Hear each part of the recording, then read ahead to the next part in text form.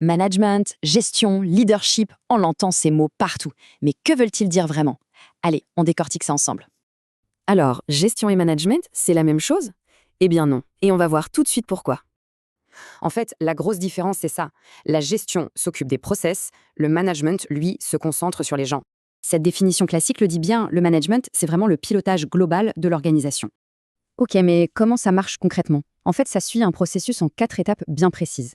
Et ce qui est super important, c'est que c'est un cycle. On recommence sans cesse pour toujours s'améliorer.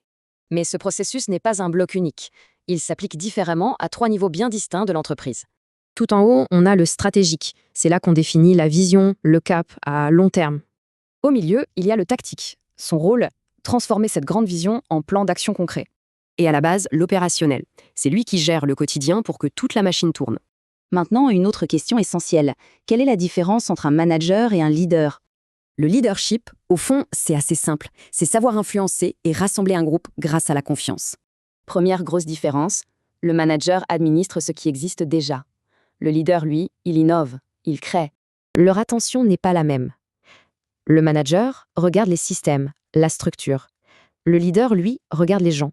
La méthode change aussi. Le manager va plutôt contrôler, alors que le leader, lui, va inspirer confiance. Et puis, tout est dans les questions posées. Le manager, c'est le comment. Le leader, c'est le pourquoi. Pour résumer, le management, ce n'est pas juste une chose. C'est un mix entre un métier, un art et une science. Alors, la question qui tue, faut-il être manager ou leader? L'idéal n'est-il pas d'être un peu des deux?